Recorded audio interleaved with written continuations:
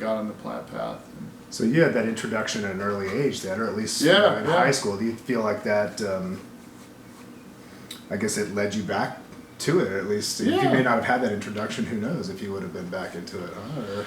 Yeah, exactly. I mean, so cannabis was a positive thing. I can't say that I was, using it medicinally, but certainly therapeutically, where I was like, this makes me feel good, And so I had no negative viewpoints, reaction around cannabis. And even with the mushroom experience, I didn't blame the mushrooms, If anything, I blamed the person, me, who was, how I consumed them. And so what happened for me was that, let's see, so I'm trying to think of the sequence here. My house was burned down in California at a townhome by an ex-military guy who had mental health issues, and he thought somehow he was helping us out. That we heard me and my previous wife had, money issues, and in his world, he thought that if he stole stuff from us and burned our house down, our townhome down, somehow that would help us, which of course we were underinsured, and it didn't help us. But basically my house burned down, then he ended up, this is a year later, he went and got mental health treatment, and then when he was deemed fit to stand trial, the night before he was supposed to stand trial, he killed himself. So, but basically my house burning down, going to Panama, I almost drowned body surfing off Santa Cruz, and I think that was after Panama. But basically I went out with some friends in the winter time, and they were surfing, and the kid from Hawaii, I didn't have fins on, I had a wetsuit, I was not accustomed to swimming in that cold water in the wintertime, and I got stuck in the tow and basically had to decide that I wanted to live to get out of that. And so those things happening to me really got my attention from a spiritual perspective. I got out of the Army. I basically looked at it and said, okay, do I want to make this a career? And I looked at the promotion rates to major, and they were around 60%, and I said, that's almost 50%, and that's kind of a 50-50 shot to spend 12 to 14 years in and all that programming, and then not have any retirement to show for it, and then try to kind of reintegrate yourself after all that experience of programming into the civilian world. And I said, I don't see me making a career of this, so I should get out now. And so I got out and decided to move to Texas. Seemed where the growing part of the country, nice weather, land of opportunity, been its own, a republic. And moved out here. And then my first wife, on top of all those other things happened, left me. And I'd really married her as someone she represented my own trauma that I didn't realize I had. Her parents were both alcoholics. She'd been sexually abused. And she had a good heart, and I think me in trying to love her and help her, I was just trying to... She was a proxy as far as me not fixing myself. So those were kind of the impetus for you to kind of fall back, to find the spiritual aspect and to start looking back at plant medicines? Absolutely. Okay. So how that happened was my brother, he ran away from home, became an emancipated minor, got himself into finished high school, got himself into community college, joined the National Guard, got himself in University of Illinois.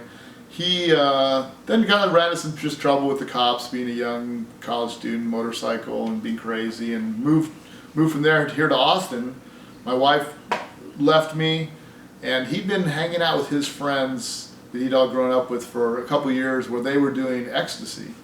And he was hanging out with them, and had nothing against it, but just was in that sober mode, kind of like I did myself, where it was just a safer mode to be in. At West Point, you could get yourself in real trouble with alcohol. And then I saw the same thing in the Army, and I'm like, I just need to put that aside.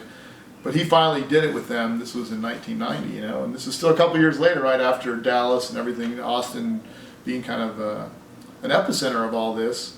And he was like, yeah, dude, you gotta try this. And so I took MDMA with him, and of course it was a life-altering experience, and that was my re-entry, as it were, into the plant medicine path. And it went from there to LSD, and then I didn't know how lucky it was, at the time mescaline, was available here in Austin, and then it went to mushrooms. Yeah, and it just kept going.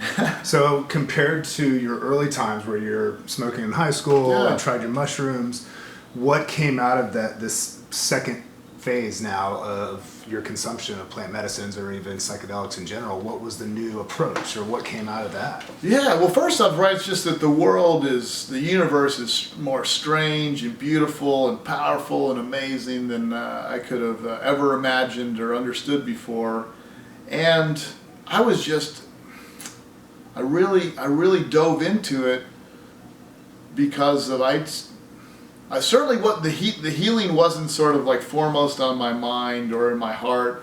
It was I guess this information, just this amazing information about the beauty of the universe. And I remember kind of the first time I had what I was calling like a transcendental experience where on mescaline, and I remember calling my brother. It's like, dude, I just had this transcendental experience. He's like, what are you talking about? It was just amazing. All the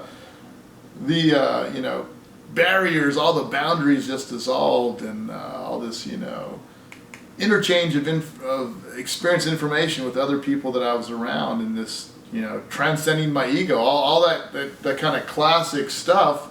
And I wanted more of that. I intuitively knew that there was something there, and I just threw myself into it. I didn't know that there was this thing called trauma, and that these medicines could help you with trauma, but at a rational level, but at an intuitive and a heart level, that's definitely what's going on. But for me, it's much more of a from an intelligence and an information standpoint. I would definitely say that that's what drew me in to start. I'm gonna flip this off. Is that Sure. Yeah. Well, actually, it's not bad. Are you sure? It's pretty directional, huh? Yeah, it's not bad.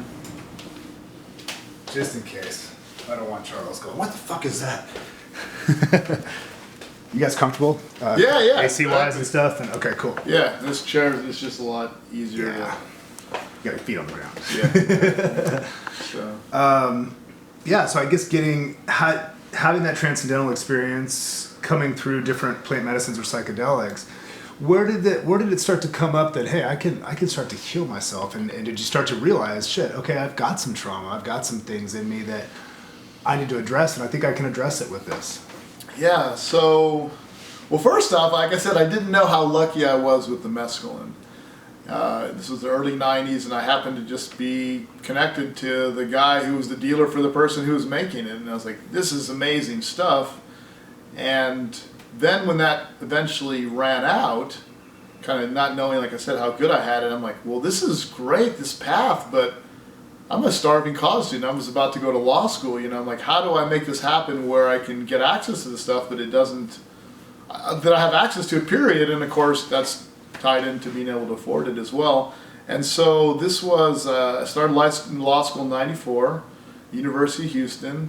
This is kind of right, early internet really hasn't taken off, and so trying to find information about, let's say, how to find mushrooms. I knew that there was mushrooms seemed to be the the inevitable solution to all this. It's like, I'm here in Texas, mushrooms, if I can get them, then there's an unlimited supply. I'm not paying for them, and I understood even at that point, whether it was mushrooms or LSD or mescaline or whatever, these were all these plant and psychedelic medicines that could all do the same kind of work.